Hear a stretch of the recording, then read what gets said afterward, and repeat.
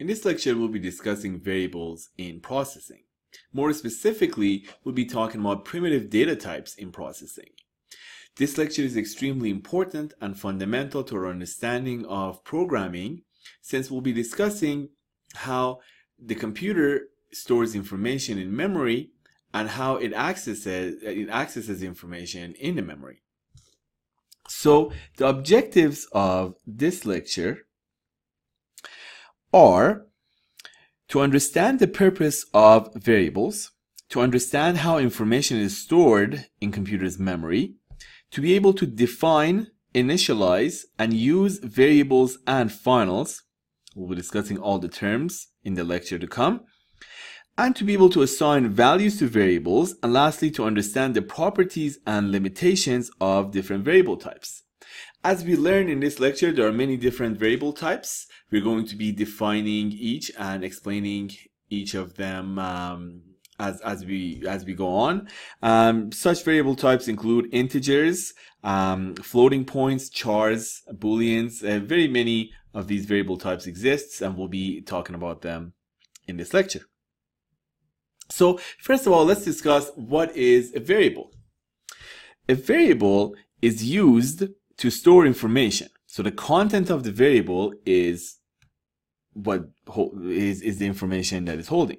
A variable can contain one piece of information at a time.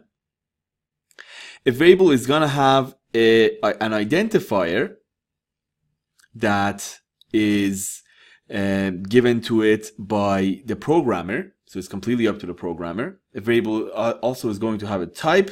It's going to have a location in memory, which we have no control over. The computer puts it in wherever it likes, basically. And it is, and a variable has a lifetime, which is up to the programmer. Now, this sounds a little bit abstract, so do allow me to elaborate. So first of all, let's have a variable. Let's declare a variable. So a type of variable is called int. So let's have a variable. I'm just going to call it x. I'm going to have a semicolon at the end of each statement in processing. There are going to be some exceptions, but basically each statement, and this is a statement, is going to have a semicolon at the end. So here, let's go purple. This is the type of my variable, and this is the name of my variable, name or identifier. So each variable is going to, it must have a name. Also, it must have a type. This thing, when I said int x, that means I am declaring a variable named x, which is of type int. So basically this line is called declaring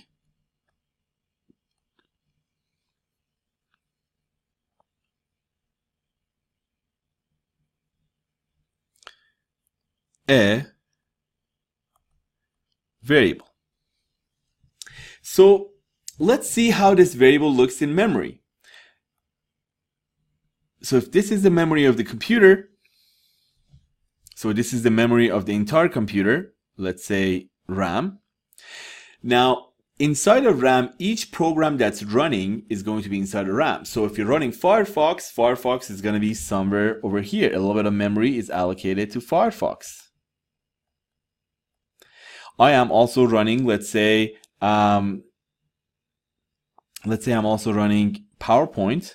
So a little bit is going to be given to PowerPoint. Then if I wrote a program in processing and run it, and let's say I name my program myprog, a little bit of memory, guess what, is going to be given to me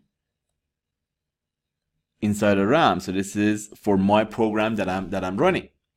When I say int x inside of my program, x is going to be shown inside of my proc. So I'm going to have a little bit of memory allocated to X.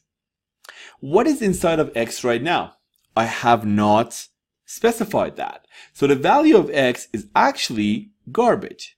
We show that with a question mark. So we don't know what it is.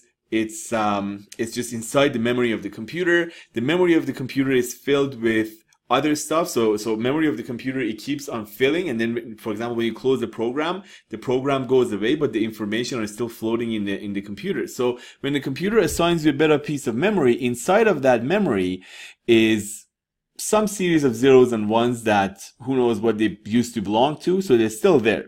But no meaningful value is inside of that little slot which is allocated for X. So I'm going to say X equals to 10. This is called assigning a value to X. So this is called assigning a value to a variable. So what happens in memory is that I'm going to have the value 10 in X now. That's what my memory looks like. So let's go further with this.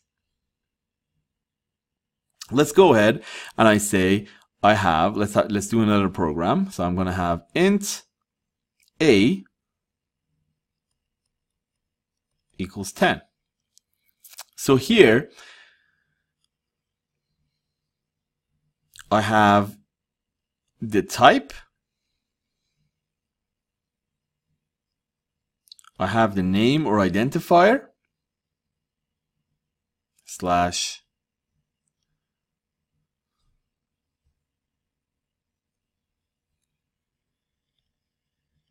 identifier,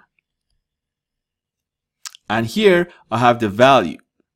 So if I'm doing the declaration and assigning value at the same time, this is actually called initializing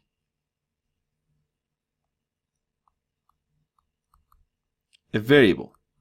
So this is when I declare my variable and also assign it a value all in the same time. This is called initializing a variable. I'm going to have another variable here. Let's say I'm going to have int c, and I'm going to have int b, and here I'm going to say c equals 30. So let's see what the memory of the computer looks like at this time. So I'm just going to draw the memory of the program that we are working on, right? So this is the bit of memory that the computer has assigned to us. I'm going to have A, the value is 10. Then I'm going to have C after this line. The value of C is garbage right now. Then I'm going to have B. The value of B is also garbage. And then we are assigning 30 to C. So the value of C is going to become 30 and B is still garbage. That's what the memory looks at this particular time. I should comment what does int mean. So int is basically what you know in math. So int is a variable type that holds an integer number. An integer number is a whole number. So it could be a negative number, it could be a positive number, it could be 0, but it doesn't have any decimal. So 1, 2, 3, 4, 5, they're all integers. 3.5 is not an integer. So going back to the slides, you kind of see all different primitive types that processing has.